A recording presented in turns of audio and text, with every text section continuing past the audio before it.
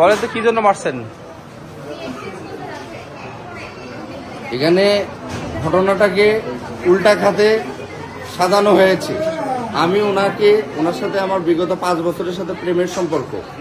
আমি ওনার সাথে দেখা করতে গেছি বাসায়, ওনাকে গোলাপ ফুল দিছি, ওনাকে 1 প্যাকেট বাদাম দিছি, 2 প্যাকেট পপকর্ন দিছি, দিয়ে ওনার সাথে আমার একটা নিয়ে ঝামেলা ছিল।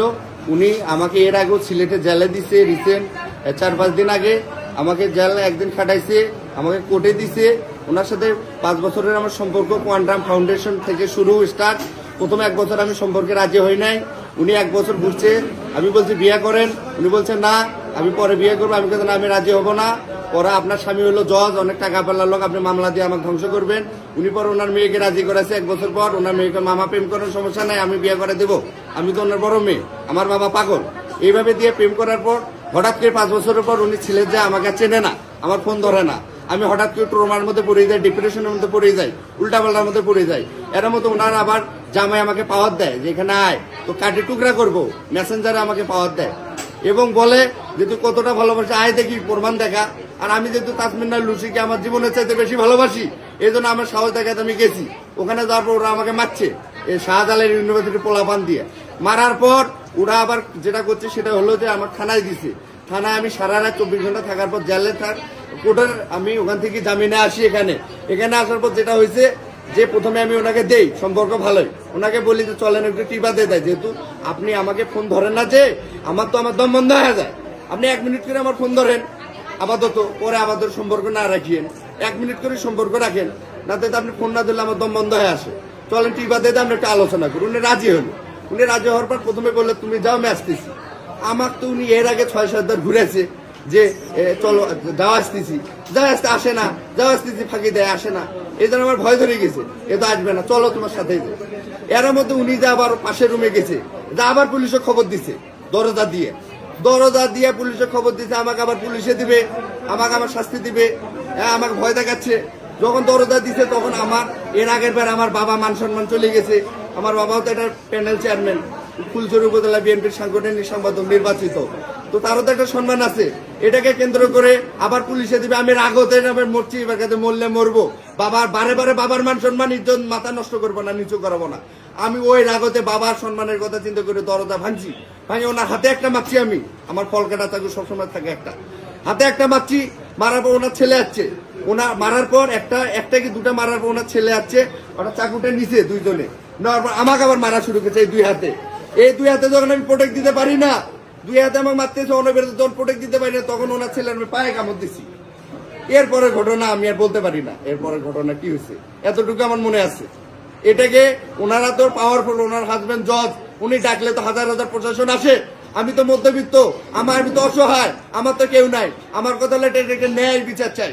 ন্যায় বিচারটা হলো আমি যদি পরকীয়া করে অপরাধ করি তাহলে উনি তো বাংলাদেশের নাগরিক, ওনার জজ সাহেবের স্ত্রী তো পরকীয়া করছে, ওনার শাস্তি হওয়া উচিত, পরকীয়ার অপরাধ।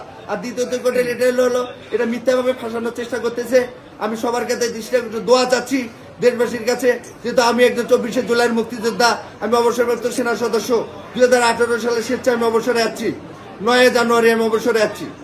এতটুকুই সবার কাছে একটা আমার আবেদন, আমি যদি অন্যায় করে আমার বিচার করুক সরকার এবং আদালত, এবং তারা যদি অন্যায় করে তাদের বিচার আদালত করুক। এতটুকু আমি বলি, আমার বিচারে যদি ন্যায় বিচার যদি ফাঁসি হয় আমি আলহামদুলিল্লাহ। এবং পরিশেষে তাসমিনা লুসি, যাকে আমি 5 বছরে আমার জীবনের চেয়ে বেশি ভালোবাসছি, তাকে আমি আজও বলতেছি তুমি আমাকে এখানে গুলি করে যাও, তুমি আমাকে মেরে ফেলো, তবুও আমি তোমাকে ভালোবাসি। আপনি জীবনের শেষ নিঃশ্বাস পর্যন্ত বলবো লুসি তোমাকে আমি ভালোবাসি, তুমি মারলে আমি আলহামদুলিল্লাহ, তুমি আমাকে ফাঁসি দিলে আলহামদুলিল্লাহ, আমি মৃত্যুকে জয় করেছি আলহামদুলিল্লাহ। সবাই দোয়া করবেন যাতে এই সত্যতা যাতে উন্মোচন হয়, সব ভাইয়েরা সহযোগিতা করবেন, সত্যটা উন্মোচন হয়, সঠিক বিচারদাতা হয়। এই বলে আমি সংক্ষিপ্ত কথা বললাম। আমার যেহেতু আমি মানসিক শিক্ষায় আমার কথা বেয়াদবি হলে আল্লাহর রাস্তায় সবাই আমাকে মাফ করে দেবেন। আসসালামু আলাইকুম। ওনার ছেলেকে মারলেন কেন? ওনার ছেলেকে মারলাম কেন বলতে, ওনার ছেলেকে তো আমি মারতে যাইনি। ওনার মা যখন মারতে গেছে ওনার ছেলে আসছে, তখন ওনার ছেলে আসে তখন আমাকে মারতে ধরছে, আমি প্রোটেক্ট দিবে ধরছি। যখন আমি 2 হাতে পারি না প্রোটেক্ট দিতে, তখন আমি ওনার ছেলে পায়ে কামড় দিচ্ছি। এরপরে ঘটনা কামড়ে মরে গেল। কে ওর ছেলে? জানি না। ওর ছেলে মরে গেছে জানেন আপনি? না, আমি জানি না, অসম্ভব ব্যাপার, মারা যাওয়ার কোনোভাবে সম্ভব না, যেহেতু আমি তার মাথায় মারি নাই, পেটে মারি নাই। আচ্ছা, কামড়ে মারা যাওয়ার কথা না। আর উনি যদি আপনার মানে প্রেমই করতো তাহলে জিডি করলো কেন আপনার নামে? বা আচ্ছা, 5 বছর সম্পর্ক করার পর হট করি এখন আমার ফোন কল আছে, আমার যেমন এয়ারটেল ফোন নাম্বার 5 বছর ওনার লিস্ট বাইর করে দেখেন, কত ঘন্টা, কত দিন, কত মাস কথা বলছে ওনার সাথে, আমার ফোন কল দিয়ে ওনার চেক করে বের করে দেখেন। আমরা যদি মিথ্যা হই, ওনার স্বামী জানতো না? ওনার সাথে জানতো। ও আর একটা উল্লেখ, এই মেয়ে, এই মহিলা, এই লুসি, তবু তাকে ভালোবাসি, তো ভালোবাসা খারাপ হলো তাকে। এই মহিলা এর আগে আরেকটা ছেলের সাথে প্রেম করতো, নাম মাসুদ, তার সাথে 12 থেকে 14 বছর প্রেম করছে এই মেয়ে, এই মহিলা তাসমিন নাহার লুসি।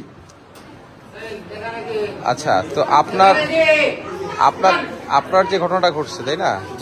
আপনি কি করেন, পেশায় কি? আমি ব্যবসা করি, আমি ফুলচুরি হাট আছে, ওখানে আমার শেয়ার দেওয়া আছে, আমি ব্যবসা করি। আগে আমি সেনাবাহিনী অবসরপ্রাপ্ত, 7 বছর সেনাবাহিনী চাকরি করে 2018 সালের আমার সেনা নাম্বার 12-32-809।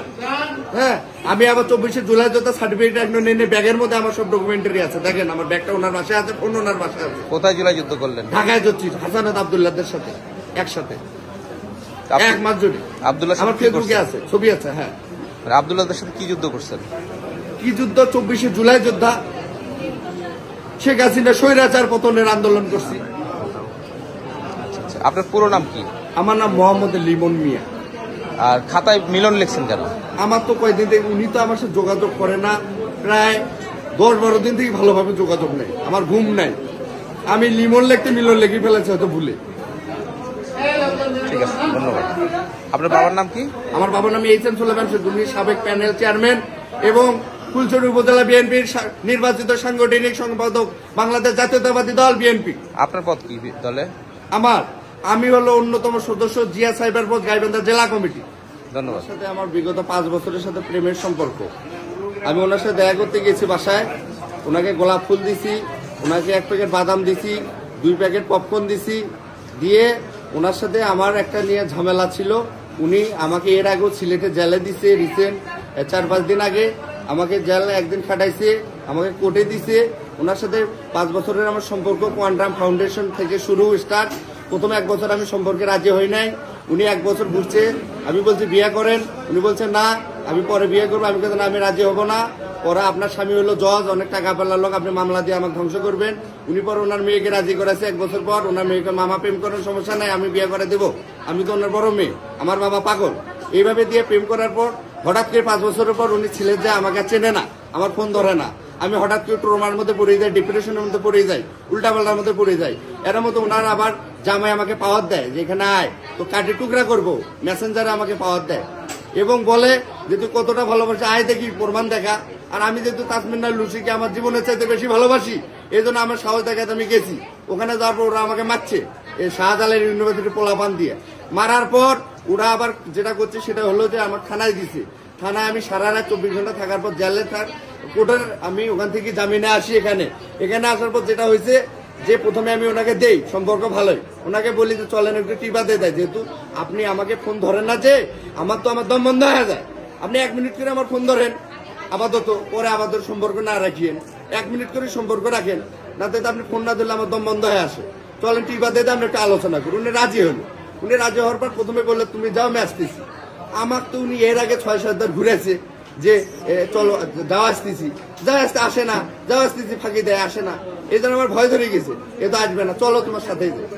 এর মধ্যে উনি যে আবার পাশের রুমে গেছে, যা আবার পুলিশে খবর দিছে, দরজা দিয়ে পুলিশে খবর দিছে, আমাকে আবার পুলিশে দিবে, আমাকে আবার শাস্তি দিবে।